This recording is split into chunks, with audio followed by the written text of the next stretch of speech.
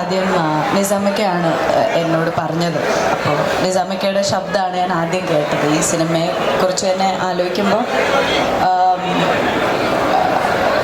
ഗൗരിക്ക് ഈ ഒരു ആശയുടെ ക്യാരക്ടർ ഗൗരി നല്ലോണം ചെയ്യും, അതിൻ്റെ കോൺഫിഡൻസ് ഉണ്ട്. എന്നെ കാണുന്ന മുമ്പ് തന്നെ നിസാമയ്ക്കയുടെ ശബ്ദത്തിൽ ആ ഒരു വിശ്വാസം എൻ്റെ മേലിലുണ്ടായിരുന്നു. അത് ആ ഒരു പോസിറ്റിവിറ്റി എനിക്ക് അന്ന് തന്നെ എനിക്ക് മനസ്സിലാക്കി ഞാനന്ന്. പിന്നെ ഈ പടം ചെയ്തു. കഴിഞ്ഞ ആഴ്ച പോലും ഞങ്ങൾ പ്രൊമോഷൻസിൻ്റെ ഇടയ്ക്ക് ആ സമയത്തും ഗൗരി ഇവിടെ വന്നിരിക്കുക, ഞാൻ പറഞ്ഞുതരാം എന്തൊക്കെയാണ്. സാർ ഒരു ഹെൽത്ത് ഇൻസ്പെക്ടർ ആയതുകൊണ്ട് തന്നെ എല്ലാം ഭയങ്കര ഒരു അറിവും അത് ഷെയർ ചെയ്യാനുള്ളൊരു മനസ്സും ഉണ്ടായിരുന്നു നിസാമയ്ക്ക്. അത്രയും പാഷനറ്റ് ആയിട്ടാണ് ഈ ഒരു കഥ എഴുതിയതും ഇത് റിലീസാവാൻ ഏറ്റവും പ്രതീക്ഷിച്ചതും നിസാമയ്ക്കാണെന്ന് എനിക്ക് തോന്നുന്നു. ഇത് 1-ാം തീയതി ഞങ്ങളുടെ പടം റിലീസായിരുന്നെങ്കിൽ ചിലപ്പോൾ നിസാമയ്ക്ക് ഞങ്ങളുടെ കൂടെ ഉണ്ടായിരുന്നേനെ. അപ്പോൾ ആദ്യത്തെ പ്രശ്നം സമരം, പിന്നെ അത് കഴിഞ്ഞ് ഞങ്ങളുടെ ടൈറ്റിലിൻ്റെ പ്രശ്നം, സെൻസറിൻ്റെ. അത് കഴിഞ്ഞ് പെട്ടെന്ന് 2 ദിവസം മുമ്പ് ഒരു ഷോക്കായിരുന്നു നിസാമയ്ക്കയുടെ മരണം.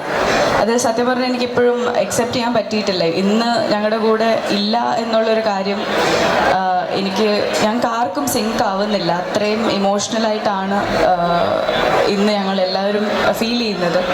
സാധാരണ ഒരു സിനിമയുടെ റിലീസ് എന്നൊക്കെ പറയുന്നത് വളരെ സന്തോഷകരമായ അല്ലെങ്കിൽ ഒരു എക്സൈറ്റ്മെൻ്റ് ഉള്ളൊരു സമയമാണ്. പക്ഷേ പല കാരണവശാൽ ഇങ്ങനത്തെ ഒരു മാനസികാവസ്ഥയിലാണ് ഞങ്ങളെല്ലാവരും. പ്രത്യേകം തരം ജീവിതത്തിൽ ഇതുവരെ അനുഭവിക്കാത്ത മാനസികാവസ്ഥയിലൂടെയാണ് കടന്നു പോകുന്നത്.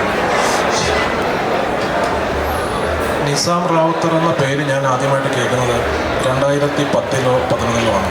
ബോംബെ മിഠായി എന്ന് പറയുന്ന സിനിമയുടെ തിരക്കഥാകൃത്ത് എന്ന നിലയിലാണ് ഞാൻ നിസാമിൻ്റെ പേര് ആദ്യമായിട്ട് കേൾക്കുന്നത്. ഞാൻ ആ സമയത്ത് എൻ്റെ ആദ്യത്തെ സിനിമയുടെ എഴുത്തുമായിട്ട് എറണാകുളത്ത് മാസ്റ്റേഴ്സ് എന്നുള്ള സിനിമ. അപ്പോൾ ഏതാണ്ട് ഒരേ കാലഘട്ടത്തിൽ ഇൻഡസ്ട്രിയിൽ വന്ന ആളുകളാണ് ഞാനും നിസാമൊക്കെ. പിന്നീട് സക്കറിയാട് ഗർഭിണികൾ ചെയ്യുമ്പോഴൊക്കെ നിസാമിനെ നമ്മൾ ശ്രദ്ധിച്ചിട്ടുള്ളൊരു റൈറ്ററാണ്. അതുപോലെ തന്നെ ജോസേട്ടനാണ് എന്നോട് ഭാരത സർക്കാർ ഉൽപ്പന്നത്തിൻ്റെ ഒരു ത്രെഡ് പറയുന്നത്. ഇങ്ങനെ ഒരു ത്രെഡ് ഉണ്ട് ജിനു, ഈ സിനിമ തുടങ്ങാൻ പോകണം. ഞാൻ പറയുന്നത് ഗംഭീര ത്രെഡാണല്ലോ ഇത്, ഈ സിനിമ ഭയങ്കര രസമായിരിക്കും, ഈ സിനിമ എന്തായാലും ഇത് കാണണം എന്നൊക്കെ പറഞ്ഞ് ഇരിക്കുന്ന സമയത്താണ് ജോസേട്ടൻ്റെ ഒരു മെസ്സേജ് വരുന്നത്, നിസാം റാവുത്തർ നമ്മളെ വിട്ടുപോയി. ശരിക്കും പറഞ്ഞാൽ ഒരു ഭയങ്കര ഷോക്കായിരുന്നു. ഇപ്പം ഞാനും നിസാറും ഒക്കെ ഒരേ കാലഘട്ടത്തിൽ വന്നവരായതുകൊണ്ട് തന്നെ ഈ പറഞ്ഞതുപോലെ ആദ്യത്തെ ഒരു സിനിമ ഇറങ്ങുന്ന ആദ്യത്തെ ദിവസത്തെ ടെൻഷൻ ഒരു എഴുത്തുകാരൻ്റെ എന്താണെന്നുള്ളത് എനിക്കറിയാം. കാരണം ഒരു 28-30 ദിവസം മുന്നേ എൻ്റെ സിനിമ റിലീസായപ്പോൾ ഞാൻ അനുഭവിച്ചാണ് നമ്മുടെ എക്സൈറ്റ്മെൻറ്റ്. നമ്മൾ ആ സിനിമ ഇറങ്ങിക്കഴിയുമ്പോൾ ഓഡിയൻസിൻ്റെ റെസ്പോൺസ് അറിയാനുള്ള നമ്മുടെ ഒരു അതറിയുമ്പോഴുള്ള ത്രില്ലൊക്കെ ഈ ദിവസം നിന്ന് അനുഭവിക്കേണ്ട ആളാണ് നിസാം.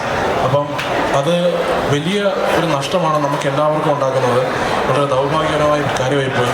അതുകൊണ്ട് ഈ സിനിമ മലയാളത്തിലെ ഓരോ എഴുത്തുകാരും ഏറ്റെടുക്കേണ്ട സിനിമ അവരുടെ സിനിമയായിട്ട് തന്നെ കാണും. അതുകൊണ്ടാണ് ഇപ്പോൾ നമ്മളൊക്കെ ഇവിടെ വന്നിരിക്കുന്നത്. സ്വാമി സാറാണെങ്കിലും ഞാനാണെങ്കിലും ഒക്കെ ഭാരത സർക്കാർ ഉൽപ്പന്നം, അതായത് പേര് മാറി സർക്കാർ ഉൽപ്പന്നമായി സിനിമ ഞങ്ങളുടെ ഓരോരുത്തരുടെയും മലയാള സിനിമയിലെ ഓരോ തിരക്കഥാകൃത്തുക്കളുടെയും സിനിമയെ ഞങ്ങൾ കണ്ട് ഞങ്ങൾക്ക് എന്തൊക്കെയാണ് ആ സിനിമയ്ക്ക് വേണ്ടി ചെയ്യാൻ പറ്റുമോ എന്നുള്ളത് ഞങ്ങളെല്ലാവരും ഏത് സമയത്തും ഈ ടീമിനോടൊപ്പം ഉണ്ടാവും എന്ന് ഫെഫ്ക റൈറ്റേഴ്സ് യൂണിയൻ്റെ എല്ലാ പിന്തുണയും ഈ ടീമിൽ ഉണ്ടാവുമെന്നും ഞാൻ ഈ അവസരത്തിൽ പറയുന്നു. ഓപ്പറേഷൻ തിയേറ്ററിൽ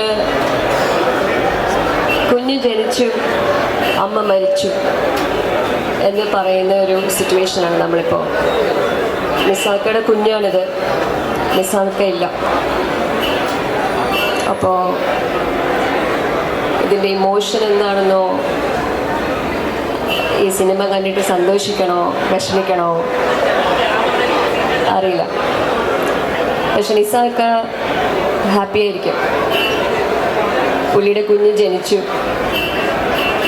അതിനെ ഇനി എല്ലാവരും സന്തോഷത്തോടെ കൂടി കൈനീട്ടി വാങ്ങുക, അത്രയേ ഉള്ളൂ. Thank you so much.